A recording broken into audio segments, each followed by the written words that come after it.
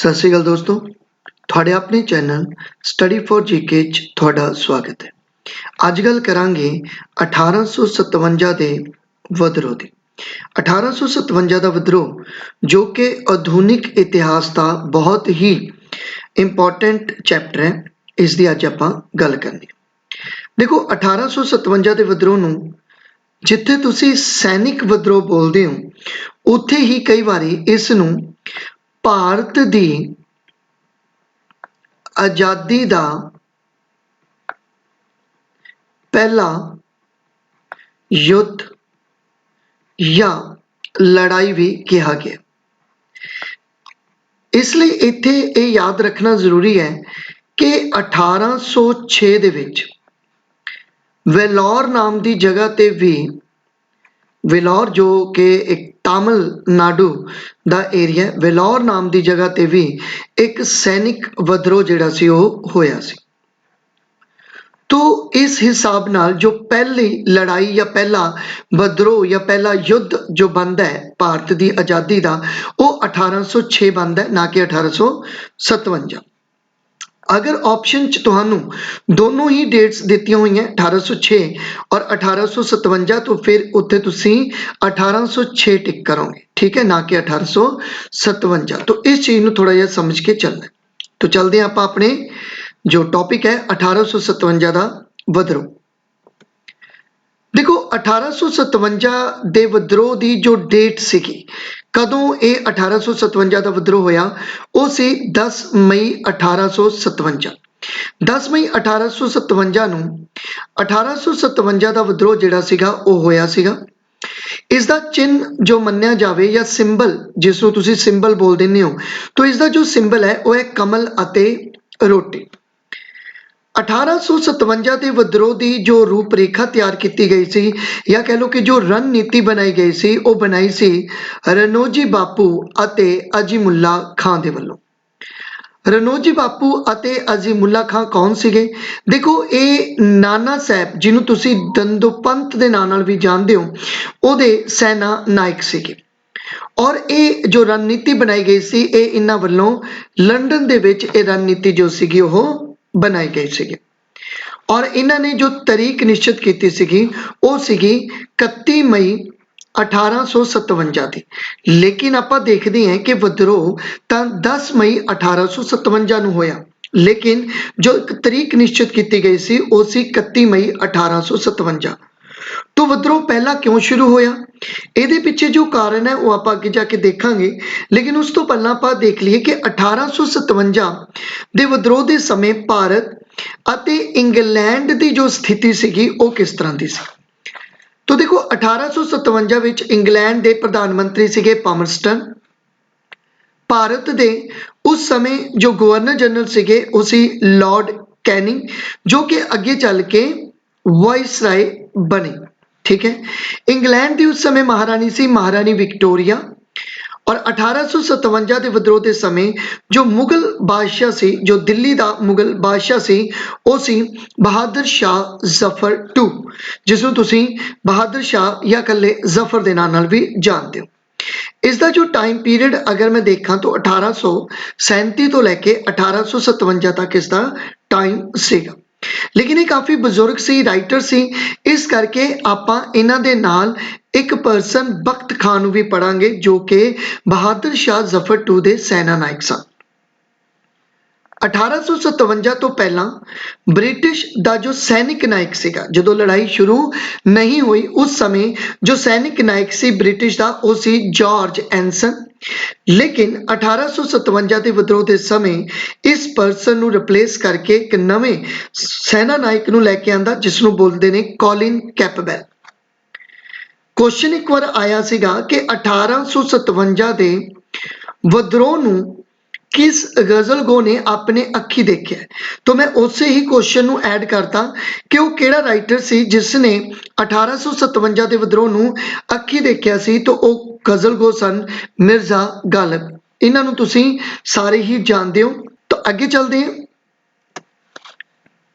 1857 के विद्रोह नाल संबंधित किताबां पढ़नियां बहुत जरूरी है। मतलब 1857 बारे किहड़ियां-किहड़ियां किताबां लिखियां गईयां ਉਹਦੇ बारे जानकारी होनी चाहिए। देखो पहली किताब है जो 1857 ਤੇ लिखी गई वो है 1857। एक किताब का ही नाम है और ये जो किताब है ये लिखी सी S.N. सैन ने। S.S. सैन तो ये किताब भारत सरकार द्वारा ही लिखवाई गई सी, तो ये थोड़ा जिहा तुसी याद रखना है। उस तो बाद सिपाही बगावत ਅਤੇ 1857 ਦੀ बगावत एक किताब का नाम है द सिपाही मोटिनी एंड द रेबिलियन ऑफ 1857 और इस किताब ਨੂੰ भी लिखिया सी R.C. ਮਜ਼ੂਮਦਾਰ और ये भी किताब ਜਿਹੜੀ ਸੀਗੀ ਉਹ गवर्नमेंट ਦੇ ਕਹਿਣ ਤੇ ही लिखी गई ਸੀਗੀ। तो इस करके ये दोनों ही किताबां बहुत ज़्यादा इंपॉर्टेंट हो जाती हैं। उस तो बाद भारत की आज़ादी की जंग मतलब the Indian war of independence एक किताब वी.डी. सावरकर की लिखी गई है और उस तो बाद महान बगावत द ग्रेट रिबिलियन ये जो किताब है ये अशोक मेहता की लिखी गई है। फिर एक किताब है भारतीय बगावत द कारण वर्सेस असबाबे बगावत हिंद। तो ये जो किताब है ये सर सैयद अहमद खान द्वारा किताब लिखी सी। भारत विच गरीबी ਅਤੇ ब्रिटिश राज ये जो किताब है poverty and un British rule in India actual दे विच 1857 नाल डायरैक्ट लिंक नहीं करती, लेकिन फिर भी 1857 के विद्रोह के कारणों का किसी हद तक सानू पता चलता है। और ये किताब तुसी सब जानते हो कि ये किताब दादा भाई नरोजी की लिखी हुई है। ठीक है। उस तो बाद 1857 के विद्रोह बारे ताज़ा लिखत किताब का नाम है recent writing on the revolt of 1857। तो ये किताब के सेन गुप्ता द्वारा लिखी गई सी। और आ जो किताब है बहुत इंपॉर्टेंट किताब है और मैं तुहानू दस्सिया कि ये लैक्चर दे विच भी पूछी गई सी आज़ादी की पहली जंग 1857 तो 59 और ये किताब लिखी गई है कार्ल मार्क्स द्वारा। ठीक है। तो बहुत इंपॉर्टेंट है ये तुसी याद रखना है the first Indian war of independence 1857 नाट एक किताब का नाम है और इन्नियां किताबां कम से कम आपां नू याद होनियां जरूरी है अगर आपां 1857 के विद्रोह नू बहुत अच्छी तरह स्टडी करना है। तो नेक्स्ट चलते हैं 1857 के विद्रोह नाल कुछ संबंधित कथन आपां नू पता होने चाहिए। कथन का मतलब है कि 1857 के विद्रोह बारे किस किस ने केड़ी गल कही। ठीक है। तो अगर आप गल करिए L.E.R. रीज द्वारा एक पर्सन का नाम है इन्हों द्वारा 1857 के विद्रोह नू धर्म अंधों का ईसाइयों के विरुद्ध युद्ध कहा सी। मतलब 1857 बारे जो स्टेटमेंट दी गई है रीज वालों वो है धर्म अंधों का ईसाइयों के विरुद्ध युद्ध। ये तुसी याद रखना। उस तो बाद जेम्स आउटर्न अते टेलर द्वारा जो कहा गया वो सी हिंदू मुसलमान साजिश। मतलब अंग्रेजों के विरुद्ध हिंदू अते मुसलमाना ने साजिश की सी। ये जो स्टेटमेंट कही गई ये टेलर अते आउटर ने कही सी। उस तो बाद है राष्ट्रीय अंदोलन काफी इंपॉर्टेंट है कि 1857 के विद्रोह नू राष्ट्रीय अंदोलन किसने कहा। तो देखो राष्ट्रीय अंदोलन कहा बेंजामिन डिसरेली अते फिरोज शाह मेहता ने। तो ये काफी इंपॉर्टेंट है और एग्जाम च आया हुआ। उस तो बाद फिर T.R. होम्स ने 1857 के विद्रोह बारे गल की कि ये जिहड़ा 1857 का विद्रोह सी ये सभ्यता अते बर्बरा दे विरुद्ध संघर्ष सी उहदे विच संघर्ष सी। तो इहदा मतलब सभ्यता अते असभ्यता दे विच एक संघर्ष सी ये क्या होम्स ने।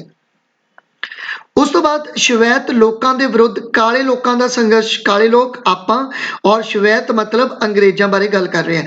तो श्वेत लोगों के विरुद्ध काले लोगों का संघर्ष ये स्टेटमेंट किने दी सर जे की ने ये स्टेटमेंट जिहड़ी है वो दी सी।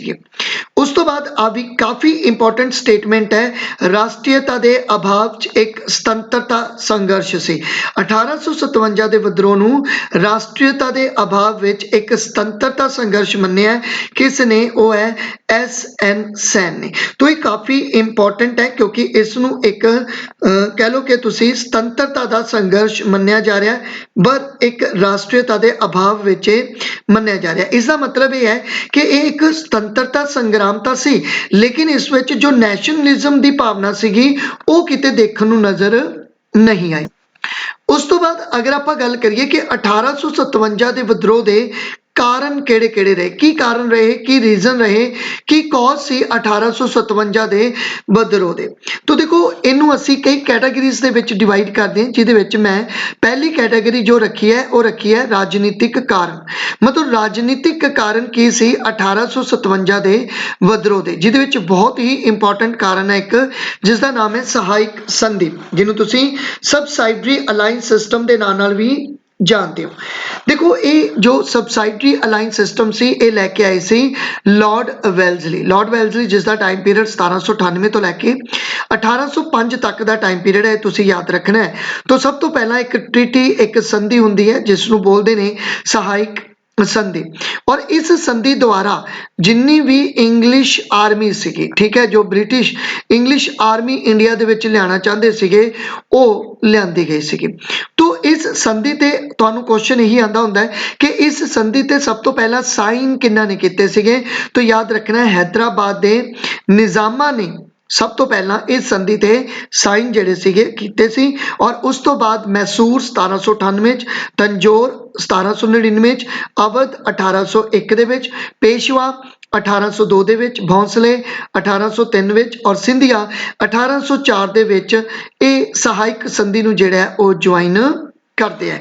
तो 1857 ਦੇ ਰਾਜਨੀਤਿਕ ਕਾਰਨਾਂ ਦੇ ਵਿੱਚੋਂ ਇੱਕ ਕਾਰਨ ਹੈ ਆਪਣੇ ਕੋਲੇ ਸਬਸਾਈਡਰੀ ਅਲਾਈਅੰਸ ਸਿਸਟਮ। ਨੈਕਸਟ ਚੱਲਦੇ ਹਾਂ।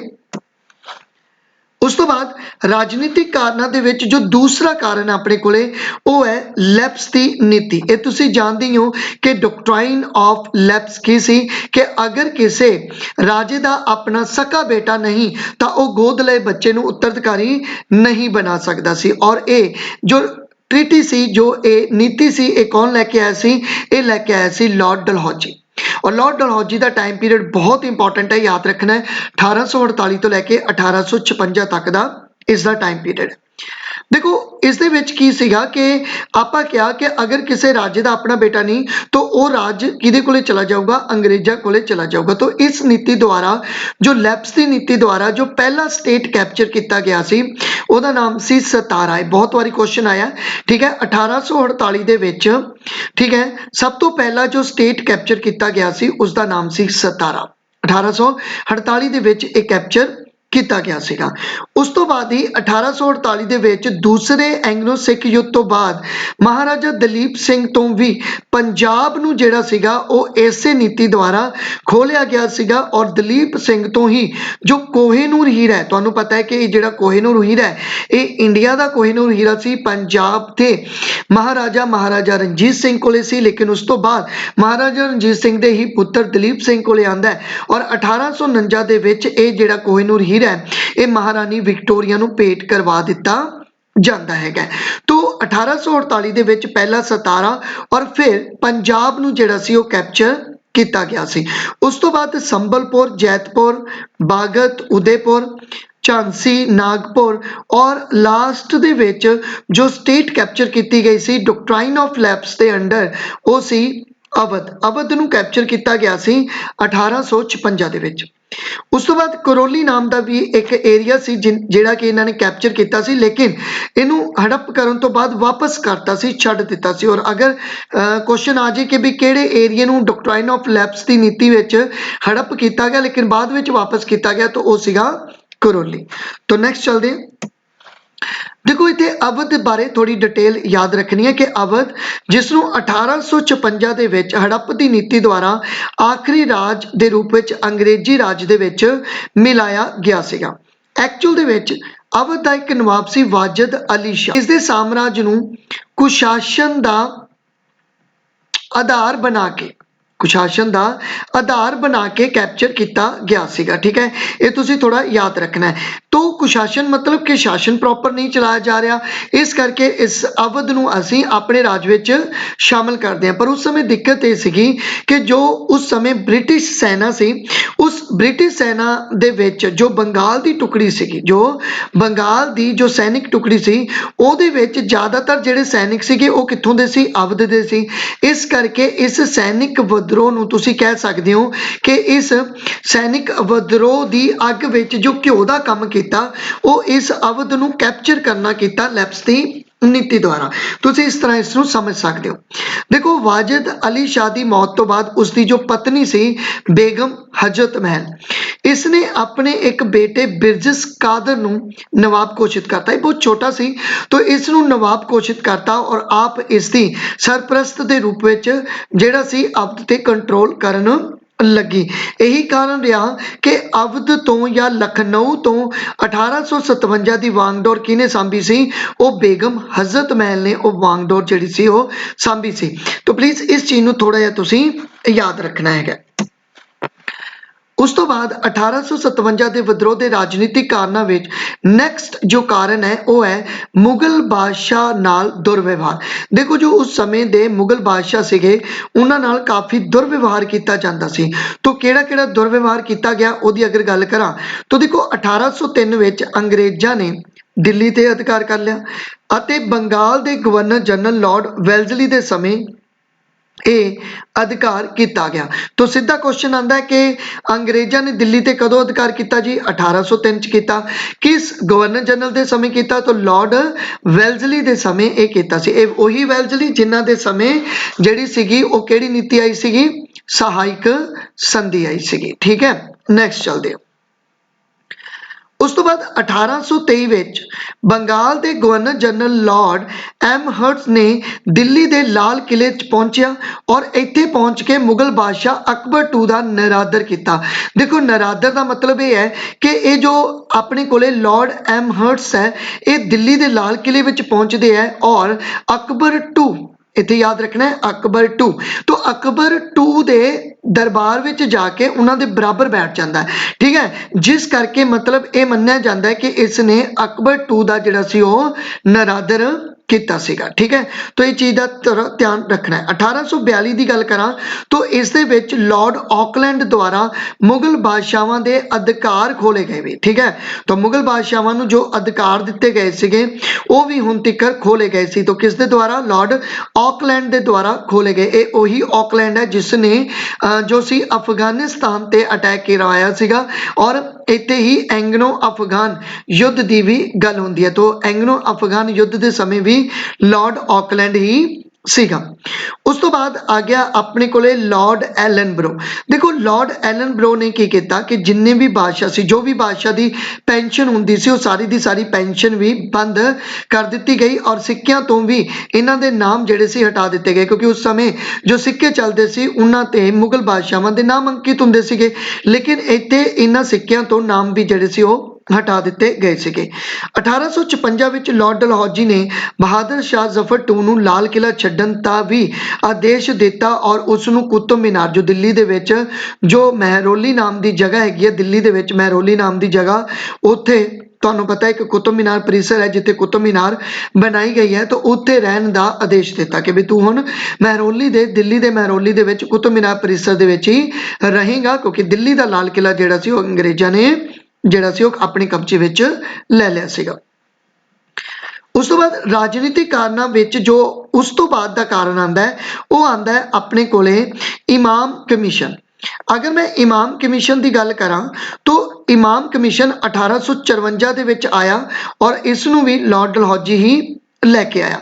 देखो ये की सीगा, देखो लॉर्ड डलहौजी के द्वारा बनाया गया ये इमाम कमीशन जो सी इस दे द्वारा जिन्नियां भी जगीरां दित्तियां गईयां सी अंग्रेज़ां वल्लों राजियां नूं, वो जगीरां जब्त करनियां शुरू करतियां। कुल 35,000 जगीरां सी, जिन्हां विचों 20,000 जगीरां जिहड़ियां सीगियां वो अंग्रेज़ां वल्लों जब्त कर लिया गई। तो मुगल बादशाह एंटी सीगे, ठीक है, मुगल बादशाह एंटी होए, फिर उस तो बाद जो जगीरदार सी वो भी अंग्रेज़ां दे जिहड़े सी वो खिलाफ ਹੋ ਜਾਂਦੇ ਆ। ਤੋ ਇਹ ਸੀਗੇ ਪੋਲੀਟੀਕਲ ਕਾਰਨ ਜਿਨ੍ਹਾਂ ਕਾਰਨਾਂ ਨੂੰ ਆਪਾਂ ਪੜ੍ਹਿਆ ਔਰ ਜਿਨ੍ਹਾਂ ਕਾਰਨ ਆਪਾਂ ਨੂੰ ਲੱਗਦਾ ਕਿ 1857 ਦਾ ਵਿਦਰੋਹ ਹੋਇਆ। ਨੈਕਸਟ ਚਲਦੇ ਹਾਂ। ਦੇਖੋ ਉਸ ਤੋਂ ਬਾਅਦ ਆਪਣੇ ਕੋਲੇ ਆ ਜਾਂਦਾ ਹੈ ਪ੍ਰਸ਼ਾਸਨਿਕ ਕਾਰਨ, ਮਤਲਬ ਐਡਮਿਨਿਸਟ੍ਰੇਟਿਵ ਕੌਜ਼। ਤੋ 1857 ਦੇ ਵਿਦਰੋਹ ਦੇ ਐਡਮਿਨਿਸਟ੍ਰੇਟਿਵ ਕੌਜ਼ ਕਿਹੜੇ ਰਹੇ?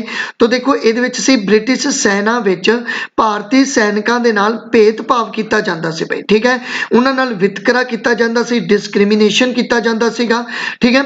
ਸਾਰੀਆਂ ਉੱਚੀਆਂ ਪਦਵੀਆਂ ਤੇ ਬ੍ਰਿਟਿਸ਼ ਅਧਿਕਾਰੀਆਂ ਨੂੰ ਨਿਯੁਕਤ ਕੀਤਾ ਜਾ ਰਿਹਾ ਸੀਗਾ। ਇੱਥੋਂ ਤੱਕ ਕਿ ਜੋ ਭਾਰਤੀ ਲੋਕ ਸੀਗੇ ਜਾਂ ਭਾਰਤੀ ਜੋ ਸੈਨਿਕ ਕਿਸੇ ਉੱਚੀ ਪਦਵੀ ਤੇ ਜਿਹੜਾ ਬਿਠਾਇਆ ਨਹੀਂ ਜਾਂਦਾ ਸੀ। ਇੱਥੋਂ ਤੱਕ ਕਿ ਸੂਬੇਦਾਰ ਦੀ ਪੋਸਟ ਤੋਂ ਉੱਪਰ ਕਦੇ ਵੀ ਇਹਨਾਂ ਨੂੰ ਪੋਸਟ ਜਿਹੜੀ ਸੀਗੀ ਉਹ ਨਹੀਂ ਦਿੱਤੀ ਗਈ ਸੀਗੀ। ਉਸ ਤੋਂ ਬਾਅਦ ਆ ਗਿਆ ਲਾਰਡ ਕਾਰਨਵਾਲਿਸ, ਔਰ ਲਾਰਡ ਕਾਰਨਵਾਲਿਸ ਨੇ ਕੀ ਕੀਤਾ, ਜਿਸ ਦਾ ਟਾਈਮ ਪੀਰੀਅਡ ਹੈ 1786 ਤੋਂ ਲੈ ਕੇ 93 ਤੱਕ, ਇਸ ਨੇ ਕੀ ਕੀਤਾ, ਇੱਕ ਕਾਨੂੰਨ ਹੀ ਬਣਾਤਾ ਕਿ ਭਾਰਤੀਆਂ ਨੂੰ ਉੱਚੀਆਂ ਪਦਵੀਆਂ ਤੋਂ ਵੰਚਿਤ ਰੱਖਿਆ ਗਿਆ ਕਿ ਵੀ ਜਿੰਨੀਆਂ ਵੀ ਉੱਚੀਆਂ ਪਦਵੀਆਂ ਉਹਨਾਂ ਤੇ ਇੰਡੀਅਨ ਦੀ ਬਜਾਏ ਅੰਗਰੇਜ਼ਾਂ ਨੂੰ ਹੀ ਅਪੁਆਇੰਟ ਜਿਹੜਾ ਸੀ ਉਹ ਕੀਤਾ ਜਾ ਰਿਹਾ ਸੀ।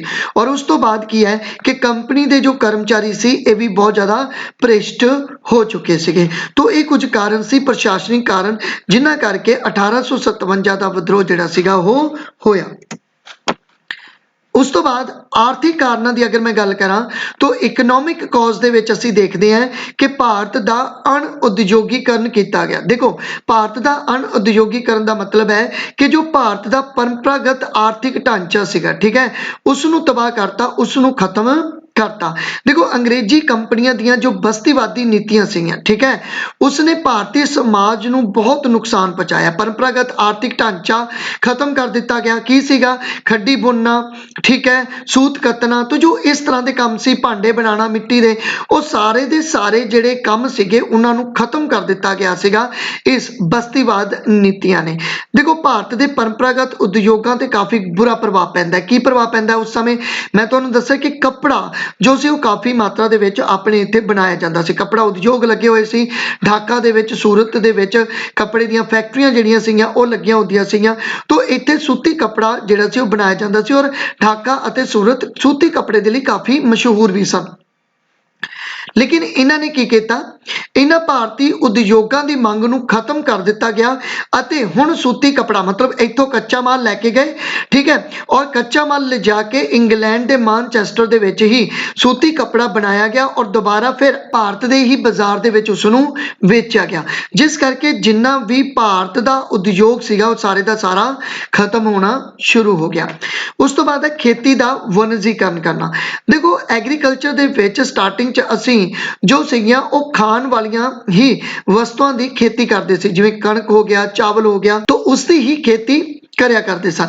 ਲੇਕਿਨ ਇਹਨਾਂ ਨੇ ਕੀ ਕੀਤਾ, ਹੁਣ ਆ ਕੇ ਕੀ ਕੀਤਾ, ਇਹਨਾਂ ਨੇ ਜੋ ਕਮਰਸ਼ੀਅਲ ਕ੍ਰੌਪ ਸੀਗੀਆਂ ਉਹ ਉਗਵਾਉਣੀਆਂ ਸ਼ੁਰੂ ਕਰਤੀਆਂ, ਜਿਹਦੇ ਵਿੱਚ ਤੰਬਾਕੂ ਹੋ ਗਿਆ, ਨੀਲ ਹੋ ਗਿਆ। ਤਾਂ ਇਹਨਾਂ ਨੇ ਇਹਨਾਂ ਮਤਲਬ ਫਸਲਾਂ ਨੂੰ ਜਿਹੜਾ ਸੀ ਉਗਵਾਉਣਾ ਸ਼ੁਰੂ ਕਰਤਾ, ਜਿਸ ਕਰਕੇ ਜੋ ਖਾਣ ਵਾਲੀਆਂ ਫਸਲਾਂ ਸੀ ਉਹਦੀ ਕਮੀ ਆਣੀ ਸ਼ੁਰੂ ਹੋ ਗਈ। ਤਾਂ ਇਹ ਇੱਕ ਕਾਰਨ ਰਿਹਾ ਕਿ ਜੋ ਕਿਸਾਨ ਸੀਗੇ ਉਹ ਵੀ ਅੰਗਰੇਜ਼ਾਂ ਦੇ ਜਿਹੜੇ ਸੀਗੇ ਉਹ ਐਂਟੀ ਹੋਣਾ ਸ਼ੁਰੂ ਹੋ ਜਾਂਦੇ ਆ।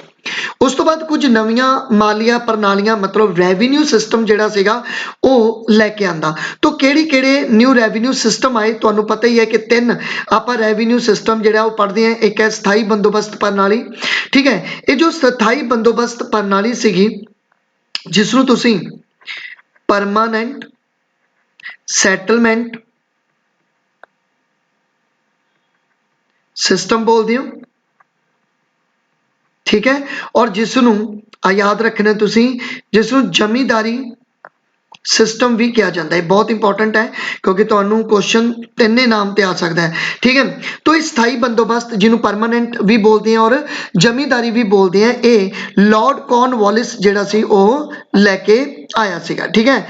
ਤਾਂ ਲਾਰਡ ਕਾਰਨਵਾਲਿਸ ਜਿਹੜਾ ਸੀਗਾ ਉਹ ਲੈ ਕੇ ਆਇਆ ਸਥਾਈ ਬੰਦੋਬਸਤ 19% ਖੇਤਰ ਤੇ ਲਾਇਆ ਗਿਆ ਔਰ ਇਸ ਦੇ ਵਿੱਚ ਜੋ ਟੈਕਸ ਦੀ ਦਰ ਸੀ ਉਹ ਸੀ ਮਤਲਬ 10/11, ਠੀਕ ਹੈ। ਇਹ ਤੁਸੀਂ ਥੋੜਾ ਯਾਦ ਰੱਖਣਾ। ਇਹਦਾ ਮਤਲਬ ਸਿਰਫ ਇੰਨਾ ਹੈ ਕਿ ਅਗਰ 11 ਰੁਪਏ ਕਲੈਕਟ ਕੀਤੇ ਗਏ ਆ ਟੈਕਸ ਦੇ ਰੂਪ ਵਿੱਚ ਤਾਂ 1 ਰੁਪਇਆ टैक्स कलैक्ट करने वाले का और 10 रुपया जिहड़ा सी वो अंग्रेज लै जाणगे। ठीक है, उस तो बाद सी रवायतवाड़ी प्रथा।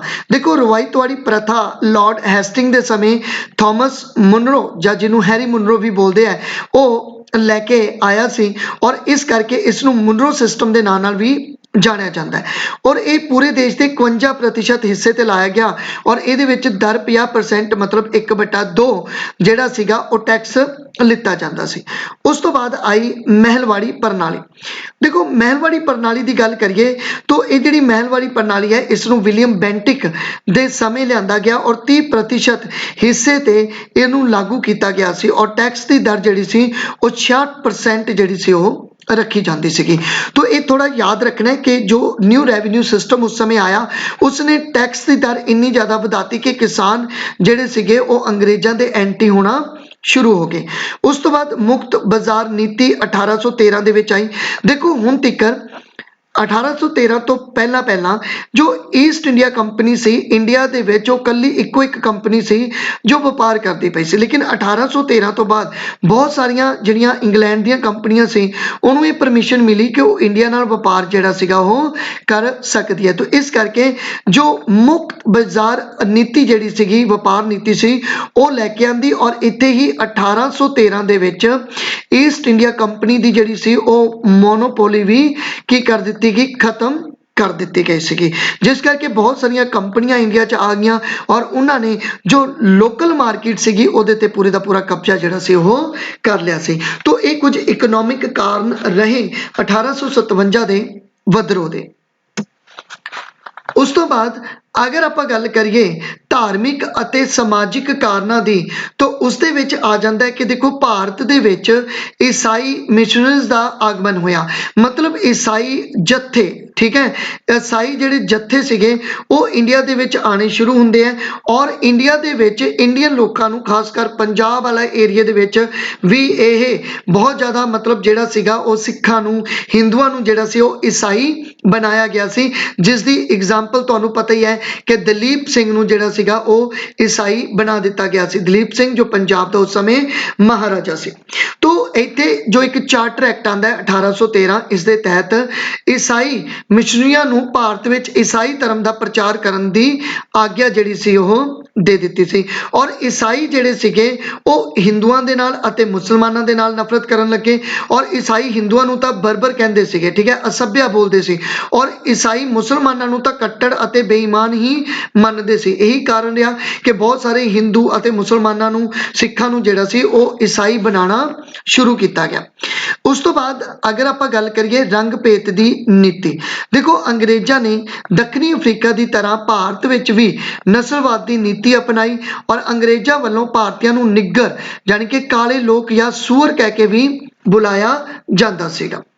उस तो बाद आ गया भारत विच समाजिक सुधार। देखो अंग्रेजा ने कोई शक नहीं कि भारत विच बहुत ज़्यादा सुधार किए, ठीक है, लेकिन इन्हां सुधारां नूं सही नहीं ठहराया गया उन्हां व्यक्तियों वालों जो कि किसी धर्म के कट्टर व्यक्ति सीगे, यानी कि हिंदुआं के कट्टर व्यक्तियों वालों मुस्लिम कट्टर व्यक्तियों वालों इन्हां सुधारां नूं सही नहीं ठहराया गया, जिस करके ये लोग भी अंग्रेज़ों के एंटी हो जाते हैं। जिहदे विच अगर मैं गल करा कि किहड़े-किहड़े समाजिक सुधार उस समय चले, जिवें सती प्रथा का अंत किया गया 1829 में।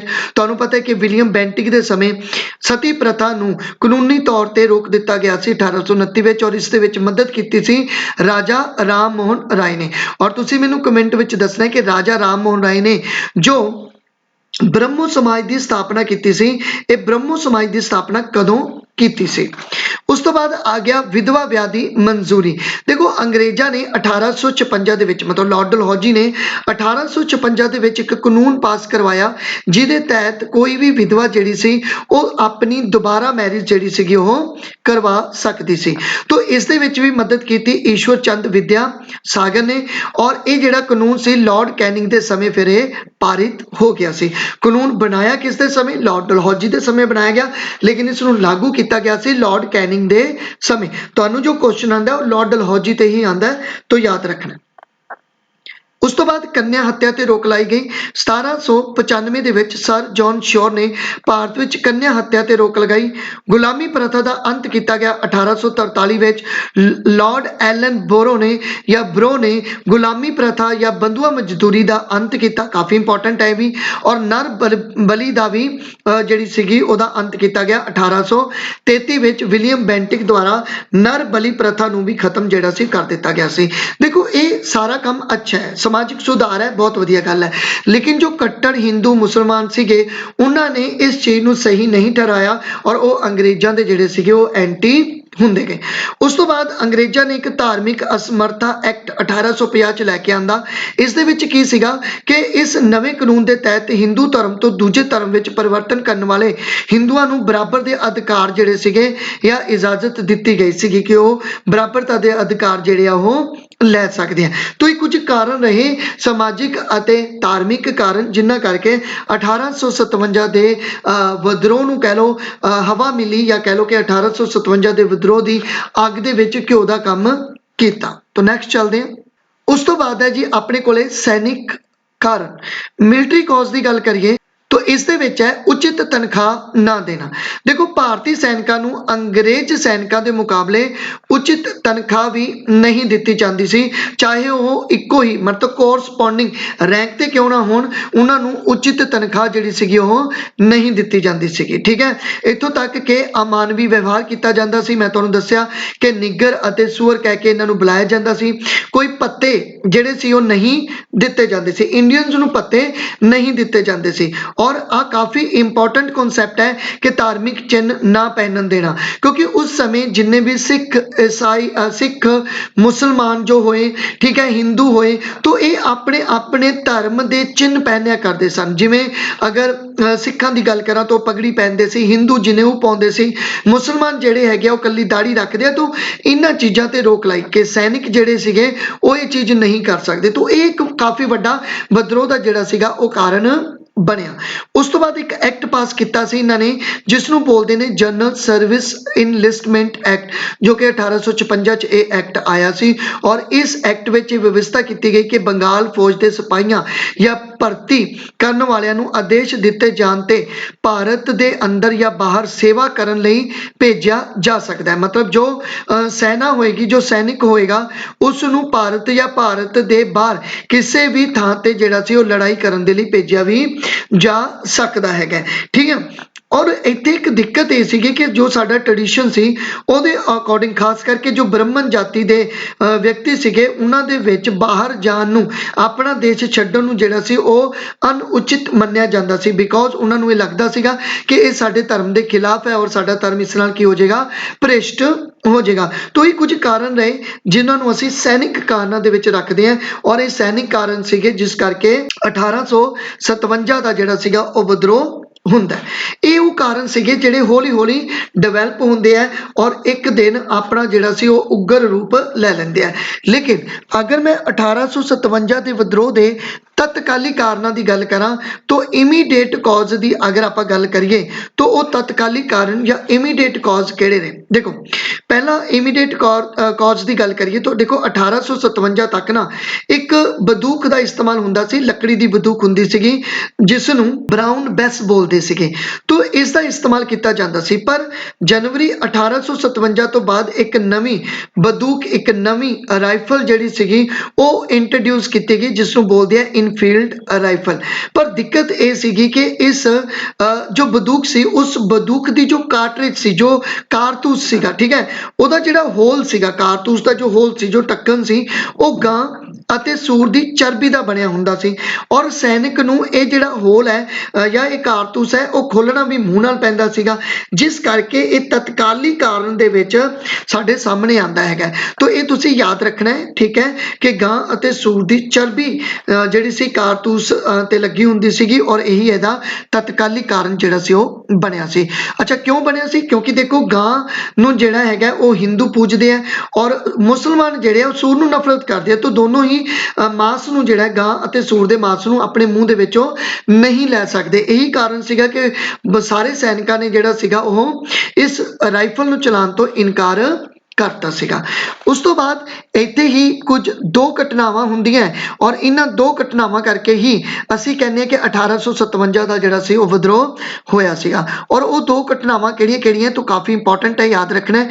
ਪਹਿਲੀ ਹੈ 1857 ਦੀ ਪਹਿਲੀ ਘਟਨਾ। ਦੇਖੋ 29 ਮਾਰਚ 1857 ਦੇ ਵਿੱਚ ਕੀ ਹੋਇਆ ਕਿ ਇੱਕ ਸੈਨਿਕ ਸੀ ਜਿਨ੍ਹਾਂ ਦਾ ਨਾਮ ਹੈ ਮੰਗਲ ਪਾਂਡੇ।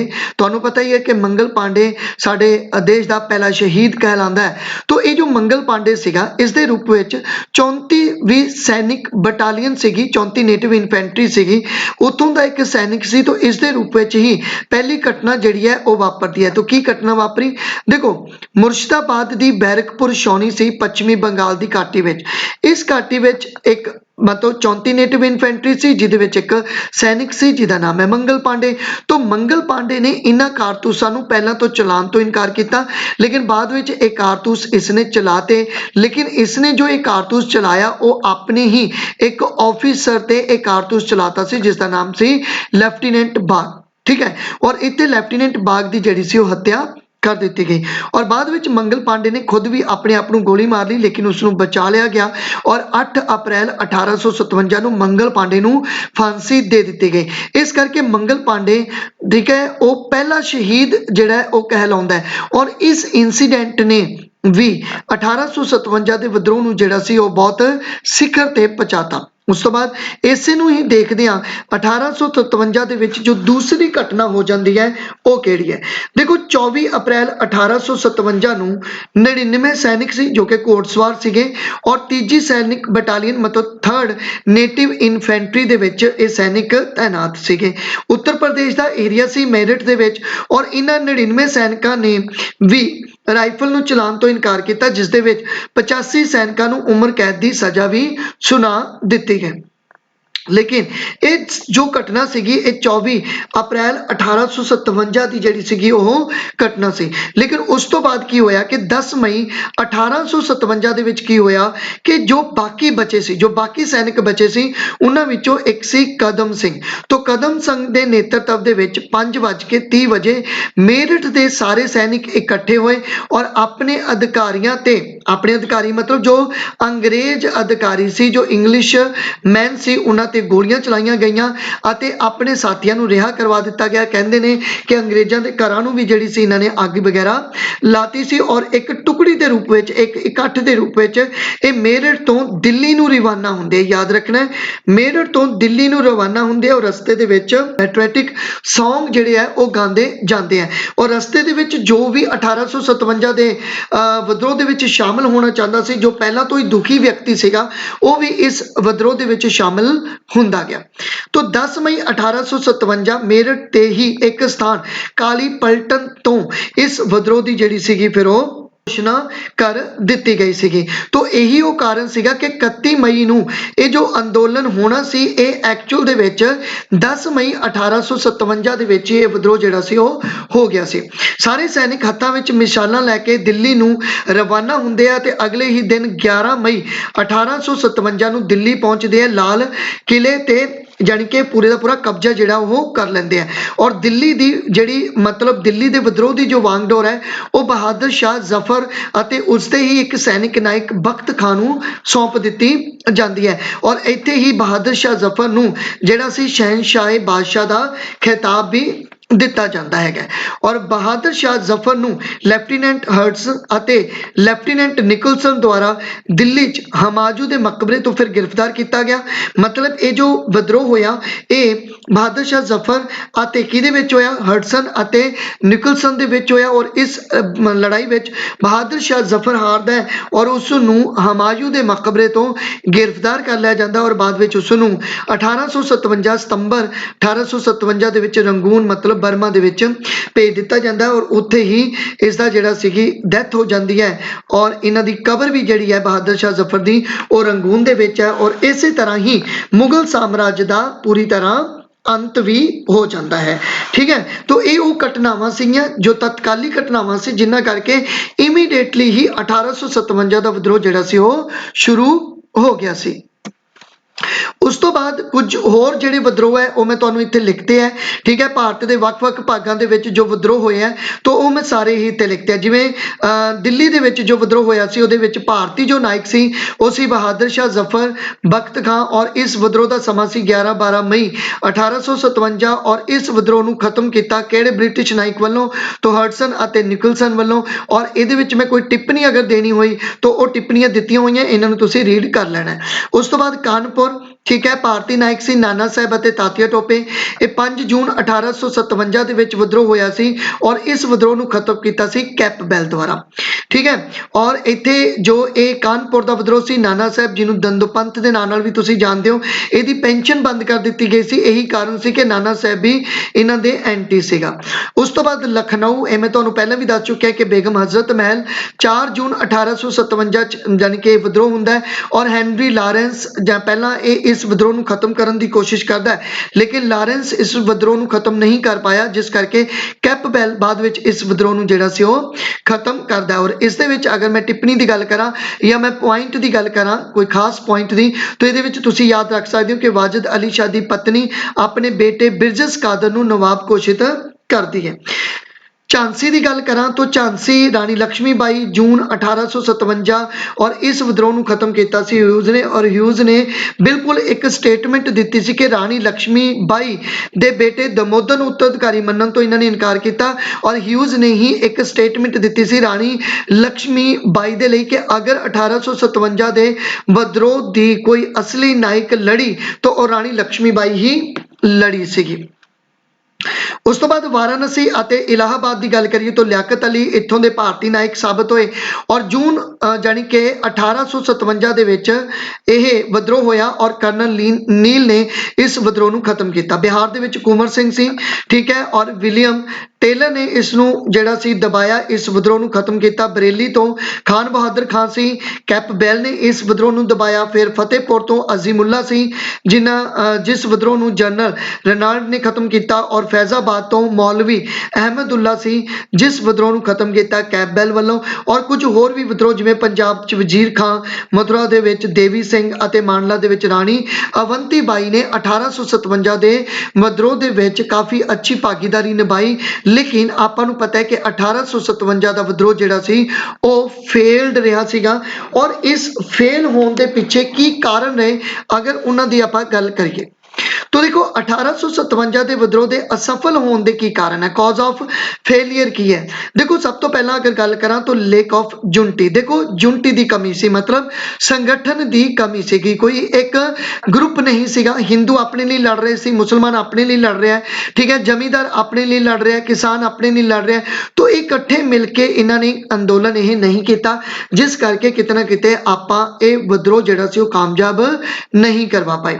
ਉਸ ਤੋਂ ਬਾਅਦ ਦੇਸੀ ਰਿਆਸਤਾਂ ਅਤੇ ਸਮੰਤੀਆਂ ਦੀ ਅੰਗਰੇਜ਼ਾਂ ਨਾਲ ਵਫਾਦਾਰੀ। ਆਪਾਂ ਨੂੰ ਪਤਾ ਹੀ ਹੈ ਕਿ ਇਹ ਜਿਹੜਾ ਵਿਦਰੋਹ ਸੀ ਇਹ ਨਿਚਲੇ ਲੈਵਲ ਤੇ ਵਿਦਰੋਹ ਹੋਇਆ ਸੀ। ਜੋ ਦੇਸੀ ਰਿਆਸਤਾਂ ਸੀ ਜਾਂ ਸਮੰਤੀ ਲੋਕ ਸੀਗੇ, ਸਮੰਤੀ ਸੀ, ਰਾਜੇ ਸੀ, ਉਹਨਾਂ ਨੇ ਤਾਂ ਅੰਗਰੇਜ਼ਾਂ ਦਾ ਹੀ ਸਾਥ ਜਿਹੜਾ ਸੀ ਉਹ ਦਿੱਤਾ ਸੀ, ਜਿਹਦੇ ਵਿੱਚ ਪਟਿਆਲਾ ਦਾ ਮਹਾਰਾਜਾ, ਜੀਂਦ ਦਾ ਮਹਾਰਾਜਾ, ਗਵਾਲੀਅਰ ਦਾ ਮਹਾਰਾਜਾ, ਸਿੰਧੀਆ ਦੀ ਵਫਾਦਾਰੀ, ਠੀਕ ਹੈ, ਹੈਦਰਾਬਾਦ ਦੇ ਨਿਜ਼ਾਮ, ਇਹਨਾਂ ਸਾਰਿਆਂ ਨੇ ਤਾਂ ਐਕਚੁਅਲ ਦੇ ਵਿੱਚ ਸਟਾਰਟਿੰਗ ਦੇ ਵਿੱਚ ਕਿਹਦਾ ਸਾਥ ਦਿੱਤਾ ਸੀ? ਅੰਗਰੇਜ਼ਾਂ ਦਾ ਹੀ ਜਿਹੜਾ ਸੀ ਉਹ ਸਾਥ ਦਿੱਤਾ ਸੀਗਾ, ਠੀਕ ਹੈ। ਸਿੰਧੀਆ ਦੀ ਵਫਾਦਾਰੀ ਬਾਰੇ ਇੱਕ ਸਟੇਟਮੈਂਟ ਵੀ ਲਾਰਡ ਕੈਨਿੰਗ ਨੇ ਕਹੀ ਹੈ ਕਿ ਲਾਰਡ ਕੈਨਿੰਗ ਦੇ ਮੁਤਾਬਕ ਅਗਰ ਸਿੰਧੀਆ ਸਾਥ ਨਾ ਦਿੰਦੇ ਤਾਂ ਸਾਨੂੰ 1857 ਚ ਹੀ ਦੇਸ਼ ਛੱਡਣਾ ਪੈਂਦਾ। ਤਾਂ ਇਹ ਸਟੇਟਮੈਂਟ ਹੈ, ਯਾਦ ਰੱਖ ਸਕਦੇ ਹੋ। ਉਸ ਤੋਂ ਬਾਅਦ ਰਾਸ਼ਟਰਵਾਦ ਦੀ ਭਾਵਨਾ ਦੀ ਕਮੀ ਸੀ, ਕਿਉਂਕਿ ਮੈਂ ਤੁਹਾਨੂੰ ਕਿਹਾ ਕਿ ਇਹ ਜੋ ਆਜ਼ਾਦੀ ਦਾ ਅੰਦੋਲਨ ਸੀ ਉਹਦੇ ਵਿੱਚ ਕਿਤੇ ਵੀ ਸਾਨੂੰ ਨੈਸ਼ਨਲਿਜ਼ਮ ਦੀ ਜਿਹੜੀ ਸੀਗੀ ਉਹ ਭਾਵਨਾ ਦੇਖਣ ਨੂੰ ਨਹੀਂ ਮਿਲੀ। ਮੈਂ ਤੁਹਾਨੂੰ ਦੱਸਿਆ ਕਿ ਕਿਸਾਨ ਆਪਣੇ ਲੈਵਲ ਤੇ, ਠੀਕ ਹੈ, ਜ਼ਮੀਂਦਾਰ ਆਪਣੇ ਲੈਵਲ ਤੇ ਇਹ ਲੜ ਰਹੇ ਸੀ, ਸੈਨਿਕ ਆਪਣੇ ਲਈ ਲੜ ਰਹੇ ਸੀਗੇ, ਲੇਕਿਨ ਕੋਈ ਵੀ ਦੇਸ਼ ਦੇ ਲਈ ਨਹੀਂ ਲੜ ਰਿਹਾ ਸੀ। ਇਸ ਕਰਕੇ ਹੀ ਇਸ ਅੰਦੋਲਨ ਦੇ ਵਿੱਚ ਬਹੁਤ ਵੱਡੀ ਕਮੀ ਜਿਹੜੀ ਸੀ ਉਹ ਸਾਬਤ ਹੋਈ ਔਰ ਇਹੀ ਕਾਰਨ ਰਿਹਾ ਕਿ 1857 ਦਾ ਵਿਦਰੋਹ ਜਿਹੜਾ ਸੀ ਉਹ ਕਾਮਯਾਬ ਨਹੀਂ ਹੋ ਸਕਿਆ। ਲੀਡਰਸ਼ਿਪ ਦੀ ਕਮੀ ਸੀ, ਕਿਉਂਕਿ ਕੋਈ ਲੀਡਰ ਹੀ ਨਹੀਂ ਸੀ। ਜਿਹੜੇ ਲੀਡਰਸ ਨੇ 1857 ਦੇ ਵਿਦਰੋਹ ਦੀ ਰੂਪਰੇਖਾ ਤਿਆਰ ਕੀਤੀ ਸੀਗੀ ਉਹਨਾਂ ਨੇ ਤਾਂ 31 ਮਈ ਦੀ ਡੇਟ ਰੱਖੀ ਸੀ, ਲੇਕਿਨ ਇਹ ਵਿਦਰੋਹ ਤਾਂ 10 ਮਈ ਨੂੰ ਸ਼ੁਰੂ ਹੋ ਗਿਆ। ਇਸ ਕਰਕੇ ਕੋਈ ਜੋ ਲੀਡਰਸ਼ਿਪ ਦੀ ਕਮੀ ਹੋਣ ਕਰਕੇ ਵੀ ਇਸ ਵਿਦਰੋਹ ਦੇ ਵਿੱਚ ਕਮੀਆਂ ਨਜ਼ਰ ਆਈਆਂ ਕਿ ਸਾਂਝੇ ਉਦੇਸ਼ ਦੀ ਵੀ ਕਮੀ ਸਾਨੂੰ ਇਹਦੇ ਵਿੱਚ ਦੇਖਣ ਨੂੰ ਮਿਲਦੀ ਹੈ। ਲੇਕਿਨ ਫਿਰ ਵੀ ਤੁਹਾਨੂੰ ਪਤਾ ਹੀ ਹੈ ਕਿ ਕੁਝ ਵੀ ਹੋ ਜਾਏ, ਚਾਹੇ ਨਿੱਕੀ ਤੋਂ ਨਿੱਕੀ ਘਟਨਾ ਹੋਵੇ, ਉਹਦਾ ਇੱਕ ਬਹੁਤ ਵੱਡਾ ਇੰਪੈਕਟ ਪੈ ਸਕਦਾ ਹੈ। तो इस 1857 ਦਾ ਵਿਦਰੋਹ ਚਾਹੇ ਫੇਲ ਹੋਇਆ ਲੇਕਿਨ ਫਿਰ ਵੀ ਇਸ ਦਾ ਕੋਈ ਨਾ ਕੋਈ ਇੰਪੈਕਟ ਜ਼ਰੂਰ ਪਿਆ ਸੀ। तो ਉਹ ਕਿਹੜਾ ਇੰਪੈਕਟ ਪਿਆ ਅਗਰ ਉਸ ਦੀ ਗੱਲ ਕਰੀਏ तो देखो 1857 ਦੇ ਵਿਦਰੋਹ ਦਾ ਭਾਰਤ ਤੇ ਪ੍ਰਭਾਵ ਕੀ ਪਿਆ ਕਿ ਈਸਟ ਇੰਡੀਆ ਕੰਪਨੀ ਜਿਹੜੀ ਸੀ ਉਹ ਖਤਮ ਕਰ ਦਿੱਤੀ ਗਈ। ਈਸਟ ਇੰਡੀਆ ਕੰਪਨੀ ਨੂੰ ਐਂਡ ਕਰ ਦਿੱਤਾ ਗਿਆ ਔਰ ਈਸਟ ਇੰਡੀਆ ਕੰਪਨੀ ਦਾ ਜੋ ਕੋਰਟ ਆਫ ਡਾਇਰੈਕਟਰ ਸੀ, ਠੀਕ ਹੈ, ਕੋਰਟ ਆਫ ਡਾਇਰੈਕਟਰ ਸੀਗਾ, ਤੁਹਾਨੂੰ ਪਤਾ ਹੀ ਹੈ ਕੋਰਟ ਆਫ ਡਾਇਰੈਕਟਰ ਦੇ ਜੋ 24 ਮੈਂਬਰ ਸੀਗੇ, ਠੀਕ ਹੈ, ਇਹ ਵੀ ਖਤਮ ਕਰ ਦਿੱਤਾ ਗਿਆ ਔਰ ਕੋਰਟ ਆਫ ਡਾਇਰੈਕਟਰ ਨੂੰ ਕੰਟਰੋਲ ਕਰਨ ਦੇ ਲਈ ਜਿਹੜਾ ਇੱਕ ਬੋਰਡ ਆਫ ਕੰਟਰੋਲ ਬਣਾਇਆ ਸੀਗਾ, बोर्ड ऑफ कंट्रोल बनाया सी जिस दे 6 मैंबर सी, तो ये भी खत्म कर दिता गया। तो याद इत्थे लिखा होएगा कोर्ट ऑफ डायरेक्टर और बोर्ड ऑफ कंट्रोल दोनों ही खत्म कर दिते गए। भारत के गवर्नर जनरल का अहुदा चेंज करके वाइसराय कर दिता गया और तुहानू पता ही है कि last governor general of India जो सीगे वो सीगे अपने कोले बई कौन, तो वो सीगे जी अपने कोले लॉर्ड कैनिंग और इन्हां लॉर्ड कैनिंग ਨੂੰ ਹੀ ਬਾਅਦ ਵਿੱਚ ਵਾਇਸਰਾਏ ਬਣਾ ਦਿੱਤਾ ਗਿਆ ਸੀ। ਭਾਰਤ ਲਈ secretary of state for India ਦੀ ਸਥਾਪਨਾ ਕੀਤੀ ਗਈ, ਠੀਕ ਹੈ, ਸਭ ਤੋਂ ਪਹਿਲਾਂ ਸੈਕਟਰੀ ਆਫ ਸਟੇਟ ਦੀ ਸਥਾਪਨਾ ਕੀਤੀ ਗਈ ਸੀ ਔਰ ਬਾਅਦ ਵਿੱਚ secretary of state for India ਦੀ ਜਿਹੜੀ ਸੀਗੀ ਉਹ ਸਥਾਪਨਾ ਕਰ ਦਿੱਤੀ ਗਈ ਸੀ। ਬ੍ਰਿਟਿਸ਼ ਸੈਨਾ ਵਿੱਚ ਭਾਰਤੀ ਸੈਨਿਕਾਂ ਦੀ ਜਗ੍ਹਾ ਬ੍ਰਿਟਿਸ਼ ਸੈਨਿਕਾਂ ਦੀ ਗਿਣਤੀ ਨੂੰ ਵਧਾ ਦਿੱਤਾ ਗਿਆ ਸੀਗਾ ਔਰ ਭਾਰਤ ਦੀ ਵਾਂਗਡੋਰ ਜਿਹੜੀ ਸੀ ਉਹ ਮਹਾਰਾਣੀ ਵਿਕਟੋਰੀਆ ਦੇ ਹੱਥਾਂ ਦੇ ਵਿੱਚ ਹੁਣ ਆ ਗਈ ਸੀ ਕਿਉਂਕਿ ਇੰਗਲੈਂਡ ਦੀ ਜੋ ਉਸ ਸਮੇਂ ਰਾਣੀ ਸੀ ਉਹ ਸੀ ਮਹਾਰਾਣੀ ਵਿਕਟੋਰੀਆ। ਔਰ ਗੁੱਡ ਗਵਰਨਮੈਂਟ ਆਫ ਇੰਡੀਆ ਦੀ ਵੀ ਸਥਾਪਨਾ ਕੀਤੀ ਗਈ। ਐਕਚੁਅਲ ਦੇ ਵਿੱਚ ਮਹਾਰਾਣੀ ਵਿਕਟੋਰੀਆ ਨੇ ਇੱਕ ਲੈਟਰ ਇਸ਼ੂ ਕੀਤਾ ਸੀਗਾ ਜਿਸ ਨੂੰ ਅਸੀਂ ਘੋਸ਼ਣਾ ਪੱਤਰ ਬੋਲਦੇ ਹਾਂ, ਘੋਸ਼ਣਾ ਪੱਤਰ ਮਹਾਰਾਣੀ ਦਾ ਘੋਸ਼ਣਾ ਪੱਤਰ ਬੋਲਦੇ ਹਾਂ ਜਿਸ ਨੂੰ ਲਾਰਡ ਕੈਨਿੰਗ ਦੁਆਰਾ ਹੀ ਰੀਡ ਕੀਤਾ ਗਿਆ ਸੀ ਇਲਾਹਾਬਾਦ ਵਿੱਚ। तो ਇਸ ਦੇ ਵਿੱਚ ਲਾਰਡ ਕੈਨਿੰਗ ਨੇ ਪੜ੍ਹਿਆ ਸੀ ਮਹਾਰਾਣੀ ਦਾ ਘੋਸ਼ਣਾ ਪੱਤਰ ਔਰ ਉਹਨਾਂ ਨੇ ਹੀ ਕਿਹਾ ਸੀ ਕਿ ਅਸੀਂ ਹੁਣ ਤੁਹਾਨੂੰ ਗੁੱਡ ਗਵਰਨਮੈਂਟ ਜਿਹੜੀ ਆ ਉਹ ਦਵਾਂਗੇ। तो ਇਹ ਸੀ 1857 ਦਾ ਵਿਦਰੋਹ ਪੂਰਾ ਫੁੱਲ ਡਿਟੇਲ ਮੈਂ ਦੇਣ ਦੀ ਕੋਸ਼ਿਸ਼ ਕੀਤੀ ਔਰ ਜਲਦੀ ਹੀ 1-2 ਦਿਨਾਂ ਤੱਕ ਮੈਂ ਤੁਹਾਨੂੰ ਇਹਦੇ ਕੁਐਸਚਨ ਵੀ ਜਿਹੜੇ ਹੈਗੇ ਆ ਉਹ ਸਾਰੇ ਦੇ ਸਾਰੇ ਕਰਵਾ ਦੂੰਗਾ। ਤੁਸੀਂ ਇਸ ਦੀ PDF ਜਿਹੜੀ ਹੈਗੀ ਹੈ ਉਹ ਮੇਰੇ ਟੈਲੀਗ੍ਰਾਮ ਚੈਨਲ ਤੋਂ ਜਿਹੜਾ ਹੈਗਾ ਉਹ ਲੈ ਸਕਦੇ ਹੋ। तो थैंक यू।